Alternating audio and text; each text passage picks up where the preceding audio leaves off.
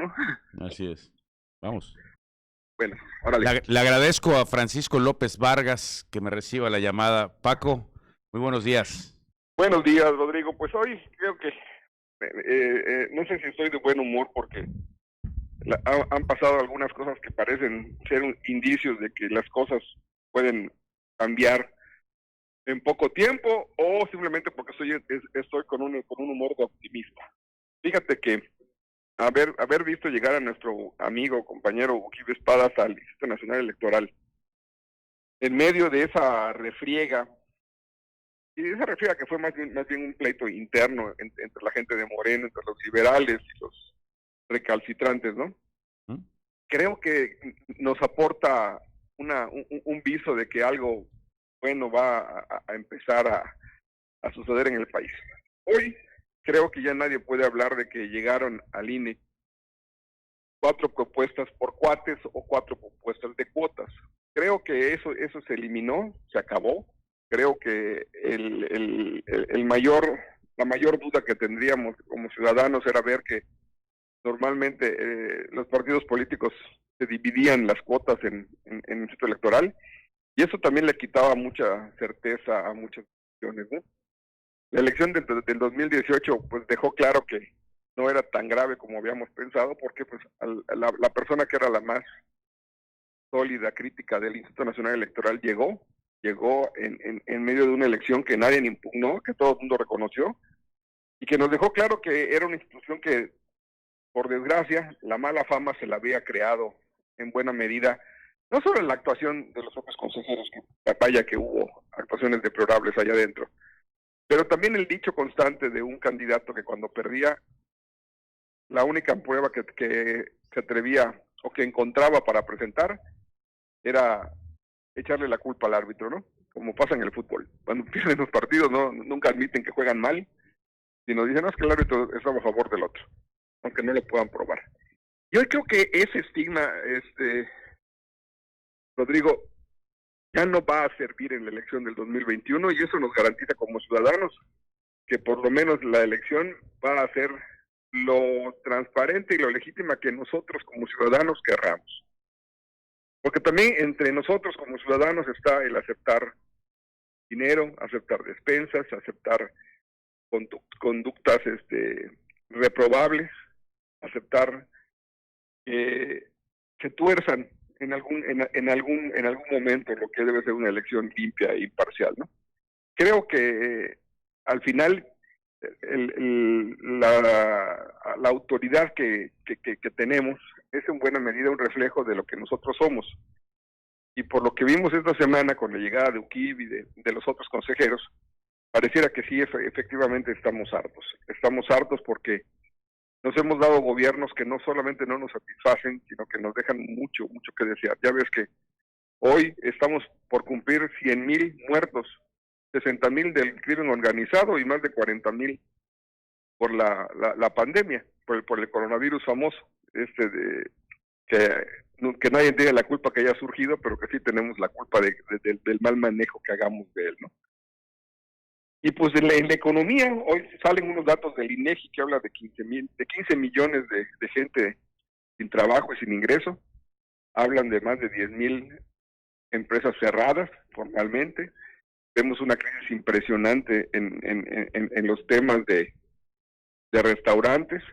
Vemos que hay una caída también en el consumo de bienes y servicios. Y pues lo único que pareciera es que hay noticias que pudieran parecer que son buenas, aunque hay otros grupos que no la ven tan positivamente, como este tema de las modificaciones a las Afores, ¿no? Uh-huh. Que se habla de un incremento y de una reducción del tiempo de cotización. Que si bien es cierto, yo veo que todo el mundo habló de buena manera de esto, o si no todo el mundo, la mayoría, hay un sector del empresariado que lo ve como un impuesto más, porque ellos son los únicos que van a participar poniendo más, ¿no? El gobierno federal va a poner lo que ha estado poniendo hasta 4.6%, siempre y cuando las personas ganen menos de 5 salarios mínimos, o sea, que después ya no entren a poner nada. Y el trabajador, pues es el que menos tiene la obligación de poner. Pero reducir tantos años el tiempo de cotización también pareciera ir en contra de lo que todo el mundo está haciendo, ¿no? Cuando en el mundo hay un interés en que la gente mayor de 60, de 70 años que todavía tiene capacidades para producir, se incentive para que siga trabajando, en México lo que estamos provocando es que la gente que antes se jubilaba a los 50, ahora se pueda jubilar a los 30 o a los 45, ¿no? Y que pues se quede ahí sentada rascándose el ombligo y viviendo de lo que supuestamente va a ser una gran pensión, cuando en realidad lo que estamos viendo son mini pensiones, que necesariamente van a tener que completar con otra cosa. Pero en fin, la noticia por lo menos abrió el diálogo entre empresarios y gobierno federal, que ya habíamos visto que estaba roto, que no había ninguna posibilidad de no ser de otra manera. Y yo creo que el presidente acorraló a los empresarios, y como él no puede dar, digámoslo, con mucha pena, resultados ni económicos, ni en salud, ni en empleo, ni en salud, pues empujó a los empresarios a que ellos carguen con esta reforma que todavía no ha llegado al Congreso, ¿no? Todavía falta que pase en la Cámara, que sea aprobada por los diputados y senadores en esa modificación. Otro tema que yo creo que vale la pena que no dejemos de lado es que esa purificación que vimos con la llegada de los consejeros del INE también se está dando en el gabinete. Hoy nos amanecemos con la noticia de que le aceptaron finalmente, después de que la semana pasada lo comentamos, no sé si te acordarás, que había renunciado Jiménez Espriu. Y hoy nos amanecemos con la novedad de que hay un señor de apellido Araní, algo así, que es el que entra al quite de Jiménez Espriu. El tema es que este señor es aquel que le dio un contrato de 5,000 millones de pesos a una empresa que tenía una semana de constituida para hacer la refinería de Dos Bocas, ¿no? Ese es el detalle. Y el otro detalle es que el secretario de Comunicaciones y Transportes ya no tiene nada que ver con el aeropuerto que se está construyendo, ya no tiene nada que ver con el Tren Maya y con el Tren Transísmico que se está construyendo, y ya no va a tener nada que ver con los puertos, porque ahora se los entregaron a la Marina. Entonces, hemos visto así como vimos al principio del gobierno una disminución de atribuciones y un debilitamiento en la Secretaría de Gobernación, lo estamos viendo hoy en la Secretaría de Comunicaciones y Transportes. Hay un debilitamiento de las secretarías, porque seamos honestos, el presidente quiere tener el control. Y cuando el control siente que no lo puede delegar, se lo da al ejército. Y empezamos otra vez con el tema de que estamos militarizando el país. Ya lo militarizamos en el tema aeroportuario, ya lo militarizamos en el tema de compras, ya lo militarizamos en el tema ahora de puertos, lo militarizamos a la hora de meterlo a temas de seguridad, y la que fue una promesa de campaña del presidente de que había que regresarlos a los cuarteles para que se dedicaran solamente a lo que realmente les permite la Constitución, pues se está violentando.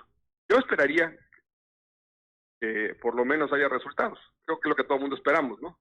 Que haya resultados.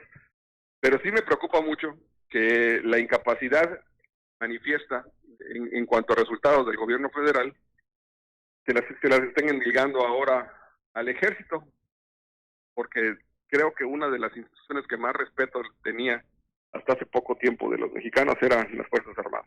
Hoy pues esperemos que den resultados, no voy a hacer cosa que ahora nos los quieran meter también de políticos y vayan a empezar a hacer ahora los militares, con esa concesión que les entregaron de ser los que van a controlar todo el presupuesto electoral en los bancos del bienestar, que vayan a ser ahora los nuevos candidatos a cargos públicos. Y tendremos militares políticos. Así fin, es. Y veremos que... así empiezan mal las cosas, Rodrigo. Oye, pues te agradezco mucho, Paco, que me reciba la llamada y que platiquemos de esto tan ampliamente. Estamos pendientes para la próxima semana. Te mando un abrazo, Rodrigo, cuídate. Igualmente, nos vamos a un corte y volvemos aquí desde Mérida. Volvemos.